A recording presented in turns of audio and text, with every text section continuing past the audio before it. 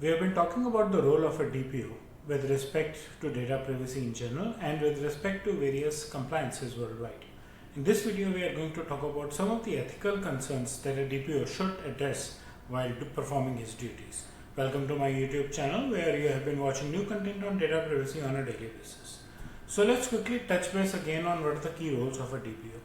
A DPO is supposed to be taking care of the regulatory compliances with respect to data privacy. He has to redesign the processes of the organization to make sure that the regulatory compliances are met within the organization. He has to handle the risk management with respect to data privacy if there is any risk in handling personal information by any of the departments. He has to help build the trust of the customers and adapt to the global standards, not only his own local geographies. He is largely accountable to the legal requirements around data privacy, to the compliance requirements around data privacy, and to breach management, so that the impact of a breach can be minimized and it can be ensured that breach is not repeated again. So these are the key roles of a data protection officer. What are the ethical practices that he should follow, because his job is a very key role. He is handling or making people careful about handling personal and sensitive personal information being processed by the organization. His own role therefore becomes even more and more important and ethical. So what are the key ethical practices? What about first most important, data subject rights? All this is largely done around the data subject's rights because it's his personal information. So the DPO of course has to be very ethical and should demonstrate that the data subjects concerns are very well taken care of. He should share the transparent processes as to why is the data being collected, how would it be processed, and how, if at all, it would be shared with any other third party. He should treat all data respects or all data subject requests equally. No gaps, no biases. He should explain all processes very well to the data subjects.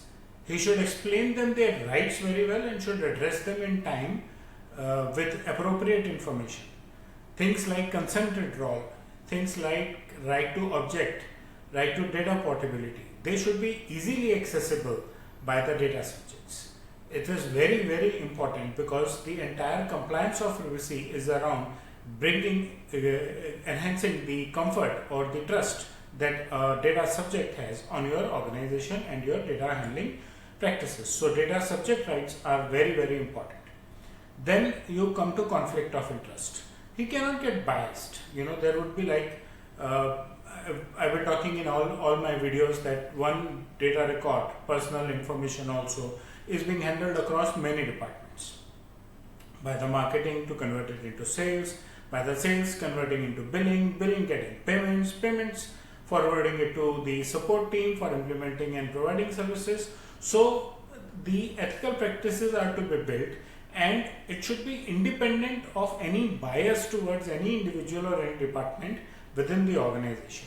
It should not be that he has a soft touch for someone who allows some liberty to one department or one individual. There should not be any special preference around it. He should balance the business and compliance needs and should make sure that there is no conflict of interest between the departments or between his role and any of those departments.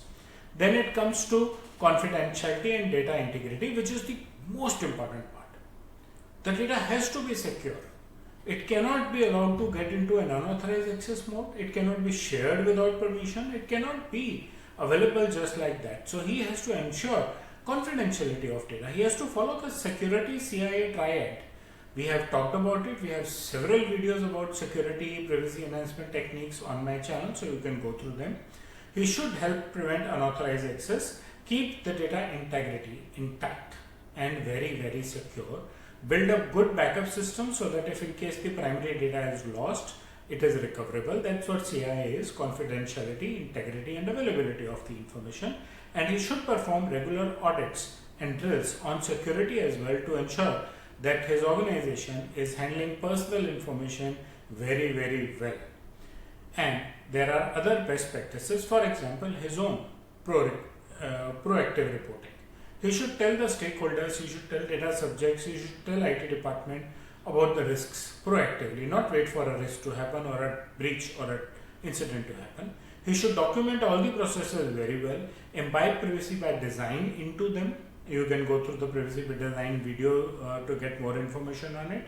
He should do documentation of incidents and breaches. More importantly, these documents should include what actions have been taken to minimize the risk of the breach, minimize the impact of the breach, and to control that such breach does not happen again.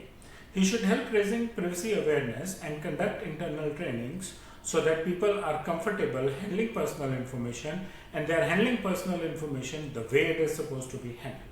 And his decision making has to be very, very logical. We talked about conflict of interest also earlier. So he should make logical decisions whenever it comes to anything reported to him around breach or incidents on data, and he should work within the boundaries of the legal and regulatory frameworks, enhancing privacy for his organization, building up ethical privacy culture, ethical, secure privacy culture for the organization so that the data subjects and the customers are happy working with him and he is happy with the regulators. No impact, no risk, and no fines. Very, very huge fines. So you need to be very, very careful. That's what I had to say about the ethical practices that a DPO should follow. His is a very important, independent, and very, very confidential role. So the DPO has to be a man of integrity or a woman of integrity.